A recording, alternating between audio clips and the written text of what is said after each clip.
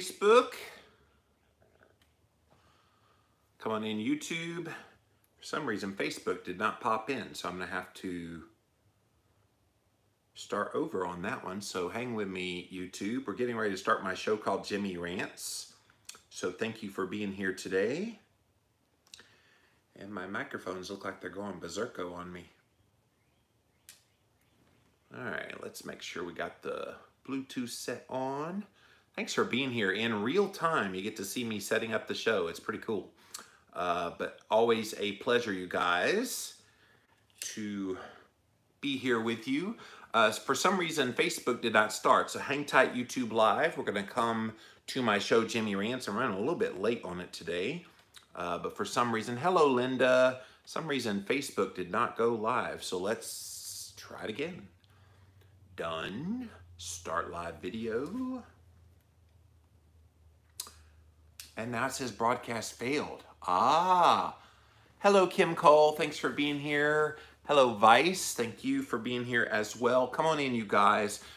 I wonder if I'm being blocked over on Facebook, because it's saying broadcast failed and it's not giving me a reason why.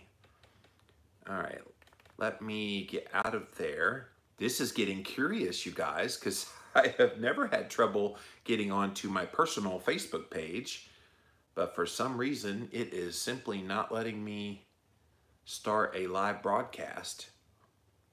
At least I still have YouTube Live. If I can't start this live broadcast, it's gonna be interesting. Hello, Facebook, come on in, you guys. I've tried to do this like 4 times now, and it kept saying, you are forbidden from doing a video. What? So we're already here on YouTube Live, so thank you guys for being here. And my microphone never did connect, so let's see if I can get the microphone to connect. Hello, Kira. Thank you for being here today.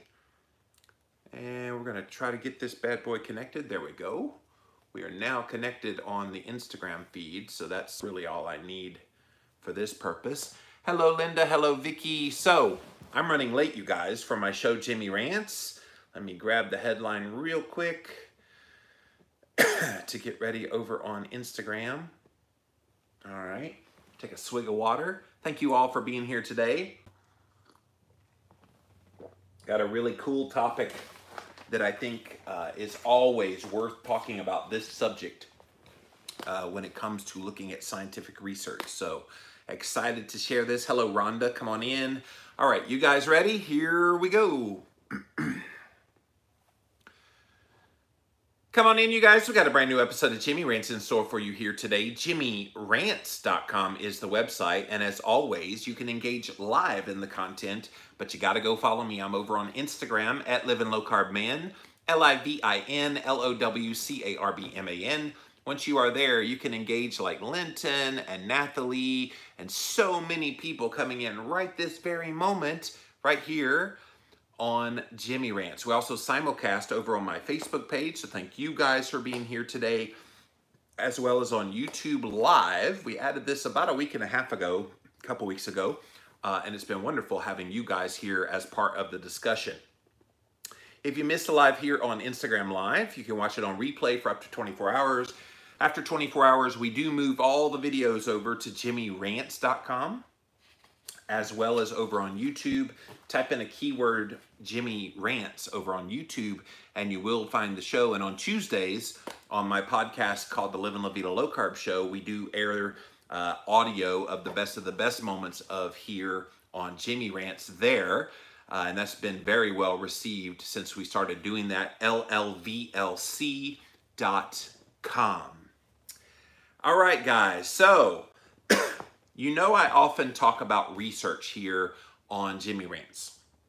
I like to look at the studies that come out. I like to see what is making news in the world of health, and especially as it relates to nutritional health. And oftentimes you'll see a salacious headline, red meat leads to cancer and even death. You know, and you see those kind of headlines. And of course, the first thing that most of us do when we see a headline like that is kind of roll our eyes. Okay, yeah, right. And then you start looking at the research and you kind of go, okay, they're showing associations, and through that association, they're coming to a conclusion about what the study meant. And of course, what I've often talked about is not all studies are created equal. I have mentioned this before. In fact, I did a whole Jimmy rants on why epidemiological studies are far inferior to a well-formulated randomized controlled clinical trial. Those tend to be kind of the gold standard when it comes to research. Unfortunately, most of those kind of research papers are few and far between, and most of what we get is epidemiology. And so sometimes in the reporting of studies, you get inflated, exaggerated conclusions when you read about it in like a newspaper or something online. So I often tell people, don't just look at a headline about a study. That's ridiculous. Like, why would you just, that's like reading a book and judging a book, the entirety of hundreds of pages of a book, simply by looking at the front cover. You know, and that old saying is, don't judge a book by its cover. It's true all the more so when it comes to research. And unfortunately, we are a very headline-driven society. People will come to conclusion. You know people like this in your life. They will read a headline that says, vitamin C will prevent cancer. And so what do people do? They don't even read the article. They don't even look at the journal of the study and look for all the ins and outs of the veracity of the study. They simply see a headline, vitamin C cures cancer. There's no such study, by the way. But if they did, somebody would see that. See, I heard vitamin C will cure cancer. And so, you know, you just start taking the supplement willy-nilly. You know you have people in your life that they're that way.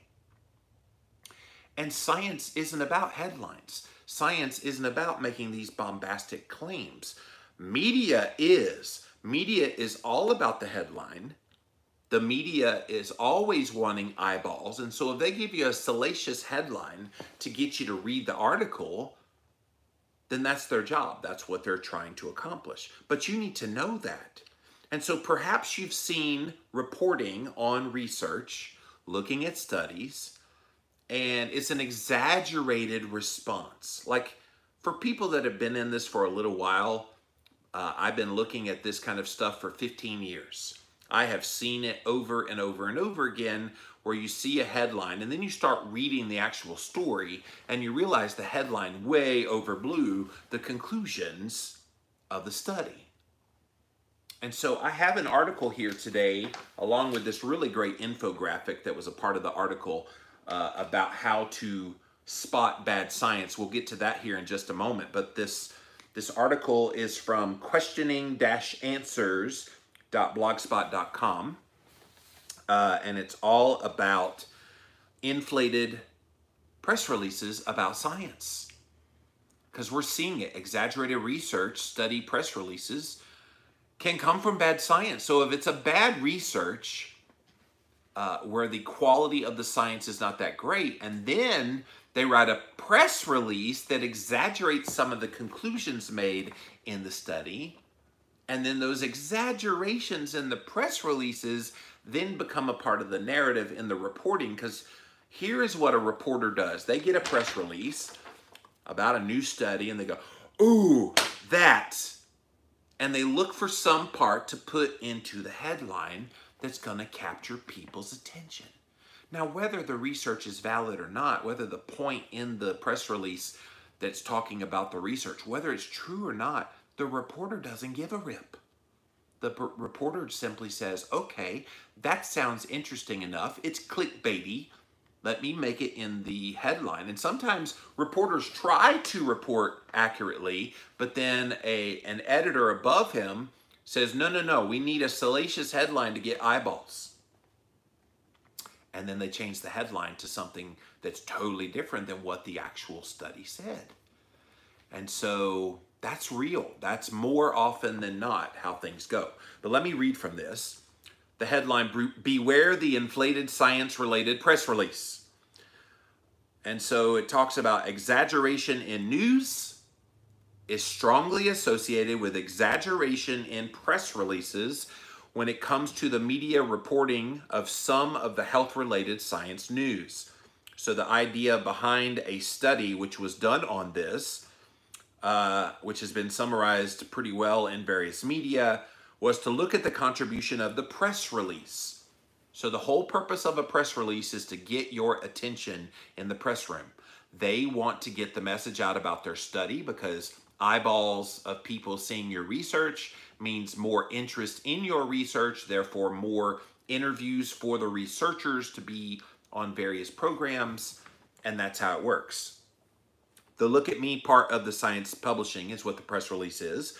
To those sometimes inflated health science headlines, which we all encounter on a day-to-day basis. Is your first inclination when you see a health headline to automatically believe it? Now, maybe not you guys, because you watch Jimmy Rants and you're skeptical and you've got kind of some of that built-in BS meter stuff going on. But for a lot of people, they see simply a headline and they go no further. And they predicate every bit of their belief system. Well, I heard a research paper said XYZ. And then, you know, whenever I encounter people that, well, research says, okay, where was it published? They don't know. Who is the author of the study? I don't know. What was the primary conclusions made in the abstract? I don't know. They're not actually looking at study. They're looking at reporting from a press release of a study. Now, do you know how diluted that is? D-I-L-U-T-E-D. But it's also D-E-L-U-D-E-D as well. But it's diluted, looking at research. When your sole source of information is a headline of a press release about a study that may or may not have actually told you what's in the study. It's why whenever I talk about research, I always say, go look at the original study. At least look at the abstract and see the methodology, see the analysis, and then look at the actual conclusion the researchers made, not what some journalist decided to put in a headline, because that's the reality there. The results of the study of these press releases suggest that while some journalists and editors might need a refresher course on the basics of science, such as probability and risk, academic press offices and even the very academics behind the research might also need to shoulder some of the responsibility, bearing in mind correlation is not causation.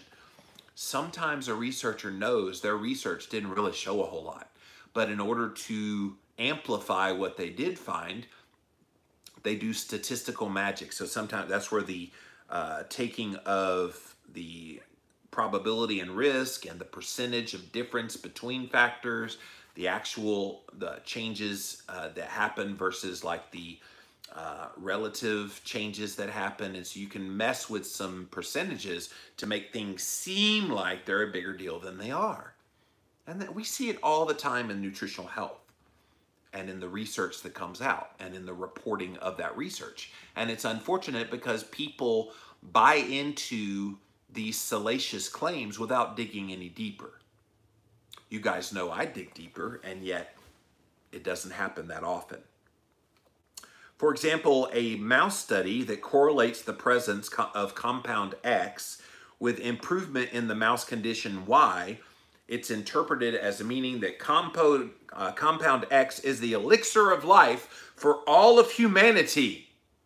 That's the other thing. There's a lot of extrapolation of science that comes out of animal-based models like a mouse study, or even comes out an extrapolation out of like an epidemiological study where they didn't actually look at patients. They just looked at data.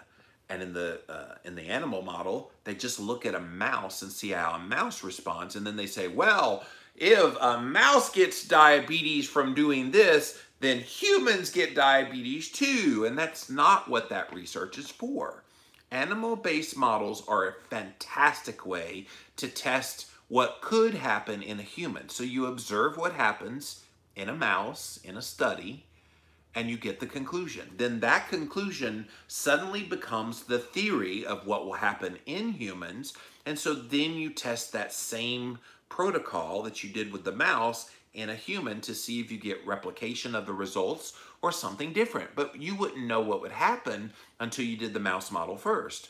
Or in the case of epidemiology, when you see these correlations between data points, again, it sets a theory for you to test in a randomized controlled trial, and that's how you do it. Unfortunately, randomized controlled trials are few and far between. They primarily look at epidemiology and or animal models, usually mice, and then they try to make a conclusion for humans, and you just can't do that. But they do it all the time. We should instantly rush out and buy as much of this elixir of life as possible when we see it happen in a mouse, but always look to the press release before you blame the newspaper. So, press releases, you guys, we often criticize reporting of science, but we have to blame the academia that's putting out the press releases and sometimes the researchers themselves. They know their research was a whole lot of nothing. But in order to justify all the money they're getting for the research and to keep the coffers full of money so they can do more of their bogus research, they have to make it look like it was a big deal. And I did a study, reporting on a study the other day. Kevin Hall, he did a 2-week study of keto versus plant-based. And of course, he got lots of money from the NIH for that study. And he made such a big splash trying to make a big deal out of a lot of insignificant things. And yet he got exactly what he wanted. And in the press release about it, I'm sure they exaggerated a lot of things. All right, so here are some key things to pay attention to. Post-publication peer review is mentioned somewhere in the text. Although this is traditionally meant to imply that researchers who have a beef about a study or interpretation of results send a letter to the publishing journal outlining their issues, there are quite a few other mediums these days which seem to get the job done just as well. So on blogs, that's a big thing. On social media, they can get their message out. I dare say someone somewhere might eventually start a blog titled Pressing Ahead, Press Release versus Actual Results, if that's not already been done. Other social media might also play a role in highlighting the discrepancy. So here's the thing. A press release is put out about a study, and it's got a lot of discrepancies about what the actual research showed, okay? But then other people say, well, wait a minute, that's not what that research showed. So they're throwing it out on social media about that same study that you're getting the salacious headline about, or they're writing a blog post that corrects a lot of the misinformation. I wish that would be something people could just readily go to and have basically a fact check type of website that would take a look at any given study that comes out and actually give you the lowdown on what the study actually showed and what it means and what its application is. Wouldn't you like that kind of website? Now that would be quite the undertaking for someone. You would definitely have to specialize it in various areas. So in my realm, you would need to have like all the nutritional health studies related to low carb diets and have someone kind of do that for just low carb diet types of research, because otherwise you get overwhelmed with so many all the time. So they're leaving out of this the very important variable in this scientific producer-consumer relationship, and that's the consumer, you guys. You might well scoff that anyone without a PhD or related qualification just doesn't understand the science. Those of you that are lay people, myself included, have you ever just been told, well, this is over your head, you don't understand science, you just need to stay in your lane, you just need to not pay attention to things you just don't understand? Trust me, I've had that thrown in my face many a times. But he says here in this blog post, but you would be wrong. Although there are people out there who actually believe the term scientifically proven as if God himself endorsed it, I'd suggest there are enough people who don't believe every headline that they read, and they're vocal enough to say something about it, yours truly included. Search engines like Google do a good job of ensuring that anyone looking up a scientific claim that's important to them quickly get both sides of the story. I'm not so sure Google does a good job with that. We know they've been silencing voices of dissent, especially in the nutritional health realm, for a good while. And I did Jimmy Rants last year about how they changed their algorithm to make a lot of us in the alternative health space harder to find than we were before. An inflated press release, which is generally detectable on the web, will probably not stay inflated for long. probably less so after other research starts to come out. So, how do you determine what the bad science is? That's the golden question. People are often like, I just don't know how to make heads or tails of this. I'm just trying to live my life, and I'm reading a headline. It doesn't make any sense with my own experience. So I've seen headlines along the lines of, well, if you eat a low-carb, high-fat, ketogenic diet, it's going to increase your risk of diabetes, heart disease, cancer, and all-cause mortality, which is death. And you've seen those kinds of headlines put out there often. And so what do you do when you start seeing research making headlines like that? You go right to the research and you try to determine, okay, what is the quality of the science that I'm looking at? Where do they come to these conclusions? So I have this nice little infographic. Again, it is from a website, this one here, compoundchem.com. So compound, C-O-M-P-O-U-N-D, chem is C-H-E-M, as in chemistry, .com. And so this is from 2014, the person that made this infographic, very beautiful infographic, all about how to read and spot bad science. You ready for this? This was really good. So there's 12 different things here that are the elements of spotting bad science. So this is going to help you the next time you go to look up some study to determine whether it's good science or not. So number one, sensationalized headline. That is your first telltale sign that it's probably bad science. Headlines of articles are commonly designed to entice viewers to click on it, clickbait, and to read the article. At best, they oversimplify the findings of research. At worst, they tend to sensationalize and misrepresent them. I have many times seen a headline and looked up the research, and I've gone right to the lead researcher. And usually on most of these papers in these journals, they will not only list the name of the lead researcher, they will actually give you their email address. So I encourage you to do this sometime. If something just doesn't smell right about a study, and you look at it and you're just like, I don't know, that just seems like a bombastic claim. Write to the researcher. You'll be surprised how many of these researchers will write you back and go, oh yeah, that's not my conclusion at all. That was simply the reporting of what I did in my study. That's not my conclusion. And so even a lot of these researchers don't like the way they're being reported on. So if something doesn't seem right, immediately when it looks like a sensationalistic headline, keto will cause you to die tomorrow. Well, of course you're not going to, believe that. Go look up the science. Go look deeper. And worst case scenario, write specifically to that author of that study, and they'll be happy to tell you, oh, here's what the conclusions actually said. So that's your first clue of looking for bad science. If you just joined us, we're going over 12 different things to look for to spot and identify bad science so you don't get fooled when you see something in the media. So number one, sensationalized headline. Number two, misinterpreted results.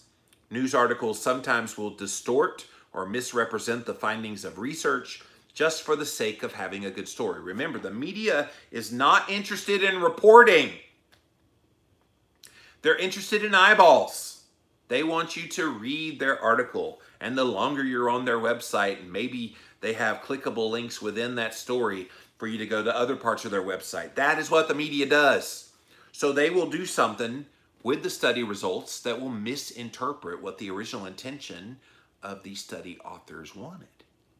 And you got to know this going into reading a story about a study. And remember, if you missed it earlier, they're not just reporting on a study. They're reporting on a press release about a study. So they're not even looking at the actual study. They're just looking at press releases and pulling chunks out of there that they think will make a salacious headline. And then they use math to try to make some kind of a results look like it's a big deal when a lot of times it's not. So they can do this intentionally or not.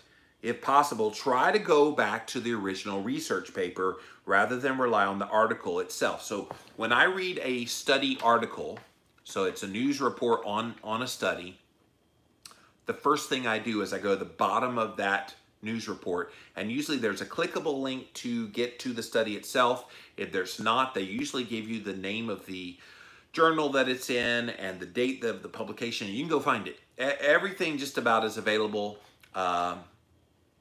through a search online. And you should look at that original paper so you don't misinterpret the results. Number 3, conflicts of interest. This is a big one, you guys. Many companies employ scientists to carry out and publish their own research. While this does not necessarily invalidate the research, it should be analyzed with this in mind. Research can also be misrepresented for personal or financial gain. I'll give you a real life example of this one. So there was a study that talked about eating breakfast helped you eat less calories and thus led to more weight loss when you had breakfast. Well, you look at the researcher and you realize they have ties and the funding from cereal companies, Kellogg's. And so Kellogg's pays this guy to say that eating breakfast makes you eat less calories and thus will help you lose weight. And there's no special interest involved there? Like, really? They want us to believe that? But no, how many people look for these conflicts of interest? Now, again, I don't think the funding in and of itself means that it's tainted research. But trust me, if they found that eating Cheerios for breakfast did not lead to weight loss or eating less calories and da-da-da-da-da, if they found that conclusion, they would not have published the study. The only reason that they put out the study is to verify something that would be beneficial to Kellogg's. Now, I don't know. I don't eat cereal anymore. Does Kellogg's make Cheerios? Who makes Cheerios? I don't know. Who cares? But there are conflicts of interest involved is the main point. Number 4, correlation versus causation. Be wary of confusion about a correlation in data and it being the cause of something that happens. Correlation between two variables does not automatically mean that it causes the other. Global warming has increased since the 1800s and pirate numbers have decreased, but lack of pirates did not cause global warming. I remember Chris Masterjohn did something about cholesterol with this, that the number of people that had higher cholesterol that led to a heart attack was correlated with the number of people that bought albums by Justin Bieber. You can correlate a lot of numbers, but it doesn't mean it caused that. So this is a very common tactic of looking at simple correlations, and especially in epidemiological studies, they look for those correlations so that they could then say, well, because this happens again and again, and we see it happen here, and this disease process happens here, it must be the reason why. And guys, that's just plain bad science. Very, very bad science. Number 5. Speculative language. Oh, see if this sounds familiar.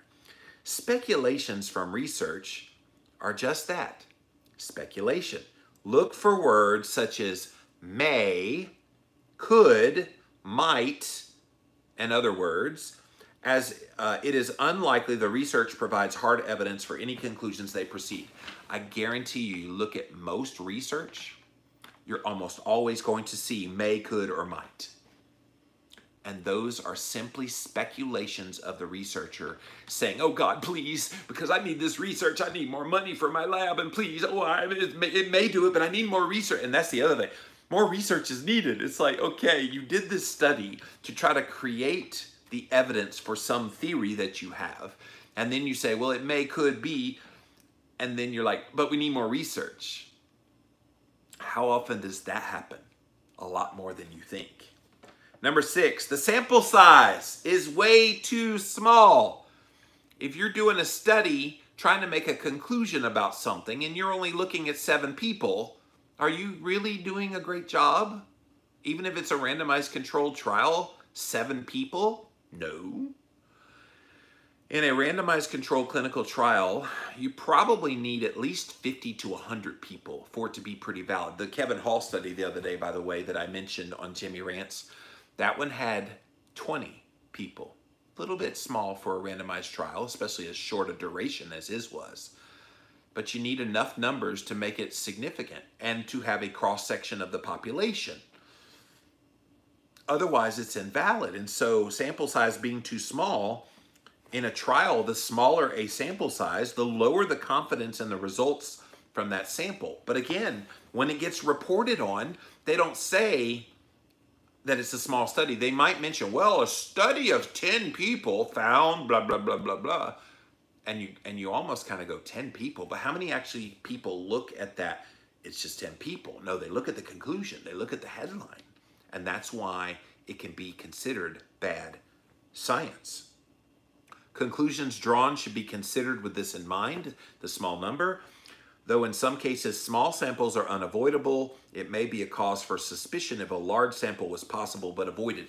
I'll give you an example of a small sample that was impossible to avoid. There was a study within the keto realm where they were trying to look at the effects of a ketogenic diet on those who had significant stage 4 cancer. I remember Dr. Richard Feynman and Eugene Fine were doing this research probably around 5 or 6 years ago. And they wanted to see if implementing a very strategic, very low carb, very high fat ketogenic approach would help improve these cancers at all. So they got 10 people in the study. And in those particular people, they were the worst of the worst. Pretty much chemotherapy wasn't working. Mainstream medicine had given up on them, pretty much left them for dead. So trying to find those kind of patients, 10 was a big deal.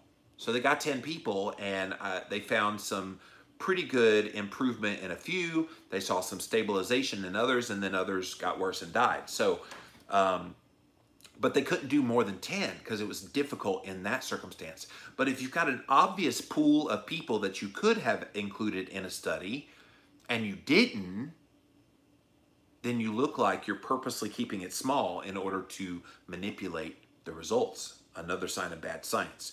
Number 7, unrepresentative samples. In a human trial, researchers will try to select individuals that are representative of a larger population. If the sample is different from the population as a whole, then the conclusions may well be different. So here's what happens. Sometimes they want to try to conclude what happens across a population. Sometimes they only want to look at obese people. Sometimes they only want to look at type 2 diabetics. Sometimes they only want to look at people with like an autoimmune disease. But most of the time when they're doing general research, they're looking at a cross-section of the population, which would include all of those people that I just mentioned, along with normal weight people, along with healthy people, along with athletes. So you kind of get a cross-section. But if they stack the deck with a bunch of sick people, and then they say, well, look what happened to these very sick people, therefore we extrapolate it for the whole population, I'll tell you where this came into play.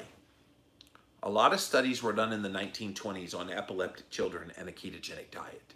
And in the 1920s, ketogenic diet was very rudimentary at that time. And they were trying to feed these kids very high fat. And they were kind of working their way through trying to figure out nutritional ketosis and how it would help in the management of epilepsy. Well, these kids were super sick with their epileptic seizures. And some of them developed some side effects from their illness, not from the ketogenic diet, but from their illness. Well, in the data, they reported these side effects.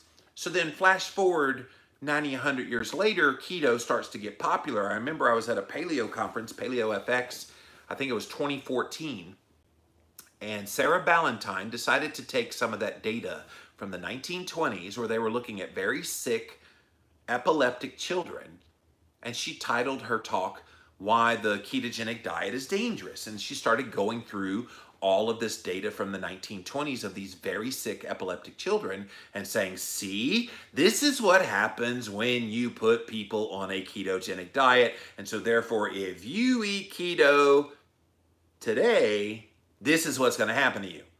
And I remember like raising my hand and at the end of her talk and going, how in the world do you extrapolate the data from very sick epileptic children and then suddenly apply it to relatively healthy people in the modern age? You can't. And yet that's what she tried to do. And if you look at an unrepresentative sample and try to make a conclusion about the entirety of the population, you're going to get skewed results. I hate bad science, but it's out there prevalent, you guys, even from people who are seemingly smart. Number 8, no control group is used. In clinical trials, results from test subjects should be compared to a control group not given the substance being tested. Groups should also be allocated randomly. In general experiments, a control test should be used where all variables are controlled. I mentioned this the other day when I was reporting on the Kevin Hall study. He needed to have a control group that did not eat super low carb, did not eat super high carb. He should have looked at a third group that would have been a control of more like a zone diet, kind of a 33, 33, 33 of fat, protein, carbs. And that would have been an interesting control group just to see what happens when you're not doing one of these two extreme types of the diets. But he didn't do it. No control group. It's a big deal. Number 9, no blind testing used. In order to prevent bias, subjects should not know if they are in the test or the control group. In double-blind testing, even researchers would not know which group subjects are in until after testing. Blind testing isn't always feasible or ethical. And I know Kevin Hall's study was not blinded. He knew exactly who was in which wing of the study and when. And it just sets things up for bias to come in. And when you're trying to do good quality research, bias is the antithesis of good quality science. It is. And so you have to be blind tested. And double blind is even better. The patient doesn't know it. The study participant doesn't know that they're in whether they're in the control group or in the actual test group. And the researcher doesn't know. That's what double blind means. And if you don't do that, you get skewed results. Number 10, cherry-picked results. This involves selecting data from experiments which supports the conclusion of the research while ignoring those that do not. If a research paper draws conclusions from a selection of its results, not all of them, then it's considered cherry picking. One of the most famous ones within the keto space is the so-called 7-country study by Ansel Keys. So this was a research that looked at various countries. They were trying to make the connection that eating saturated fat raised your cholesterol levels and thus you got heart disease. And so Ansel Keys went around the world and he looked at various populations and he found 26 different countries and tried to make a correlation. Well, unfortunately, when he started to do that, he did not find that it was a perfect little graph that showed people who ate the most saturated fat raised their cholesterol and thus got heart disease.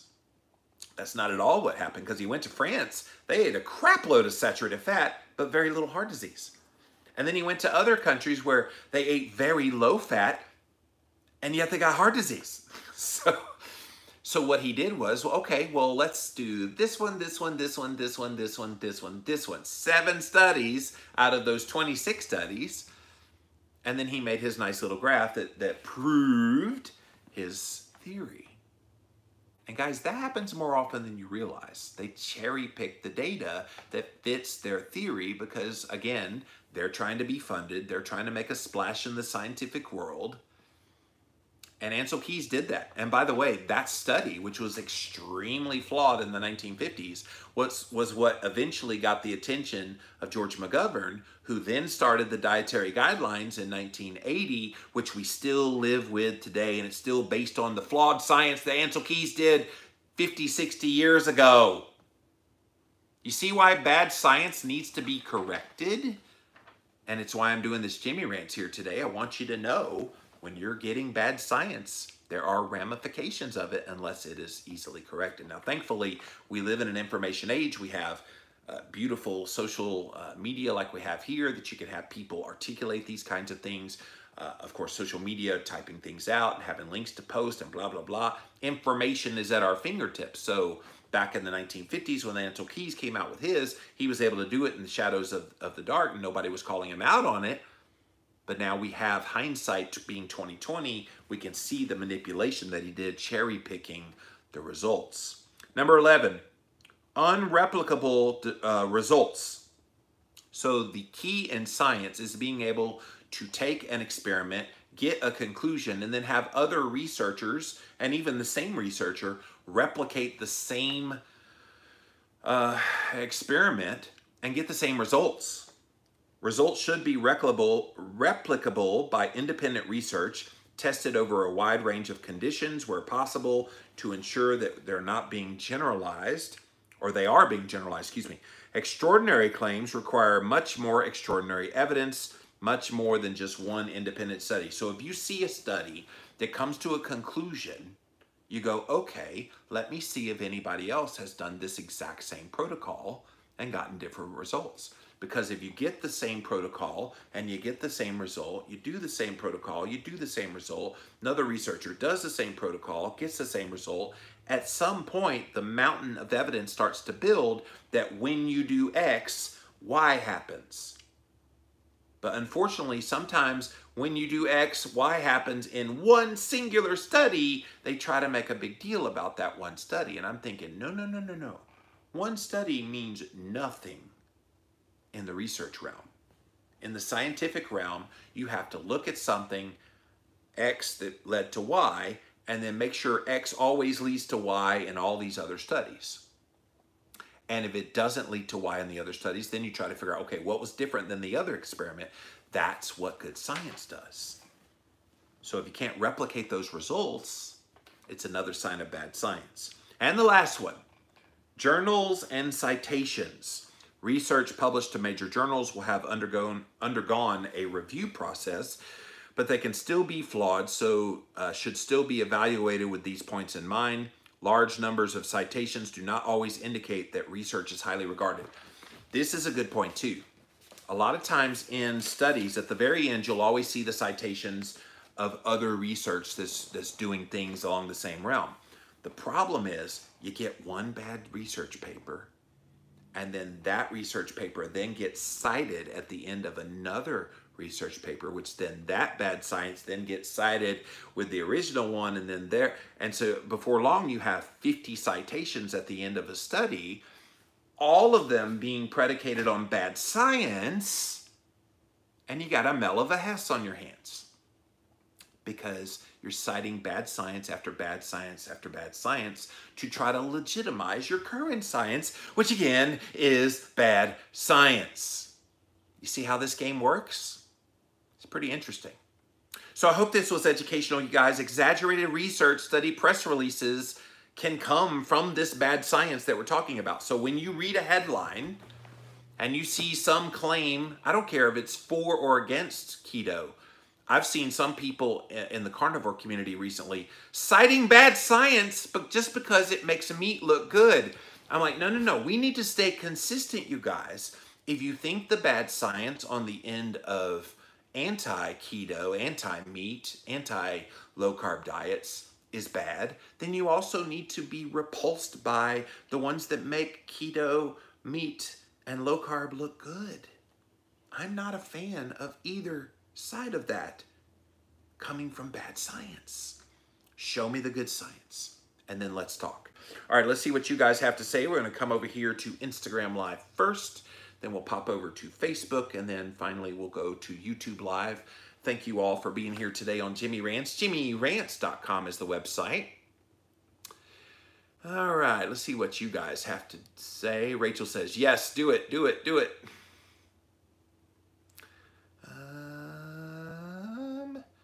Mom from Detroit, we absolutely have to do our own research when it comes to these research studies. We have to put the time in for our health and our peace. And unfortunately, Mom from Detroit, thank you for that. I don't know how many people have the wherewithal to spend that kind of time.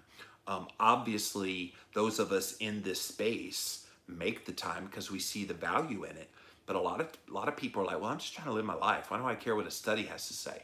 Well, if you're predicating your life on information that's found in a headline, and even if you read the article about the study, go back even further. It doesn't take that much time, maybe 5-10 minutes to look at an abstract of a study and look what the researchers actually showed, not what they want you to see. Now, sometimes people are like, well, I'm not scientific minded, and they use all this jargon that I don't understand.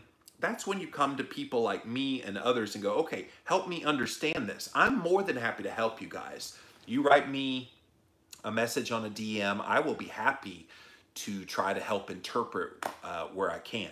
I'm definitely not scientifically trained. I'm not any kind of PhD or MD, but I'm pretty well adept at science, looking at it and understanding what the relevant points are. So thank you for that comment. All right, thank you, Instagram Live. Let's pop over here to my Facebook page, see what you guys have to say. What's up, guys? All right, what you got for me? Kira says, it's funny how when I ask friends where the proof is on their claim, they don't feel compelled to go any further, but I mentioned something and we don't need carbs for fuel, or such as we don't need carbs for fuel, and that we can eat saturated fat. These same people want me to have actual science to prove what I'm saying about low carb, high fat. There is a bit of a double standard, isn't it, Kira, where you challenge them on their claims and they don't really have anything further than maybe a headline or an article that they read. But then when you do have something that's legit, now they want the science of it all. So bit of a double standard, that's for sure. All right, Tommy says, new to your channel here in OKC. Great info. Thank you, Tommy. Appreciate you watching here on Jimmy Rants. We do simulcast here on Facebook and YouTube. The main show is over here on Instagram Live. So check us out sometime. Living Low Carb Man over there. All right, let's see what my YouTubers have to say about this one. Tupa says, hello, what's your opinion on diet and the seasons? That's a general question. Which I answer general questions on my Ask Me Anything segment on Fridays. So come back tomorrow and you can ask your question 11 a.m. Eastern time. I don't answer general questions when I'm doing a specific topic, but thank you for that. Kira says, I like to run experiments on myself. I guess they call that biohacking. It is biohacking. I tried carnivore for 5 days, love how I felt. I don't really need a vegan meat-hating research paper to tell me not to do it. Well, and that's the other thing here. Not all research is applicable. Like some people feel like, okay, well, I need to read this research and the research says that eating meat's too much for your body to handle. You need to switch to a plant-based diet. Now, who's gonna actually do that? Now, give me the compelling randomized controlled clinical trial and you will get my attention. I will take a very close look at any RCT that makes a nutritional health claim. Unfortunately, most RCTs are non-existent when it comes to nutritional health. They're expensive to do. I remember Gary Taubes one time said, in order to really prove the veracity of a low-carb ketogenic diet in a randomized controlled double-blind placebo blah blah blah blah blah type of study, that study is going to cost at minimum $100 million to do, because you've got to lock people up in a metabolic ward for at least a year and maybe 2 years.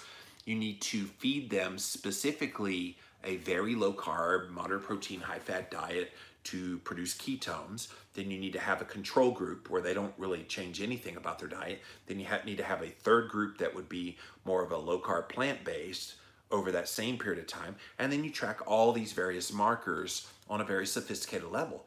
That's at least $100 million to do that. Like, think about if you go to a study participant, potential one, and you say, hey, look, I'm gonna have to lock you up in a room with a bunch of other people, and we control what you eat and how much you eat and how long you eat and blah, blah, blah, blah, blah, for a year, 2 years.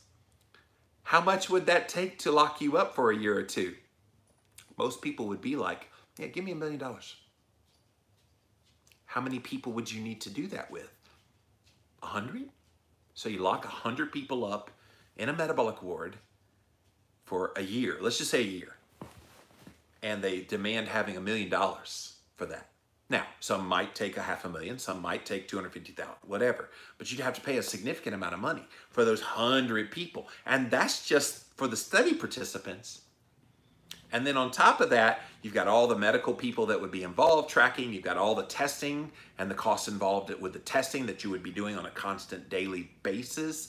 You'd be tracking these things, and it's expensive. And so his $100 million is probably way, way low. You're probably looking at $500 million to do that kind of a study. And who's gonna pay for that?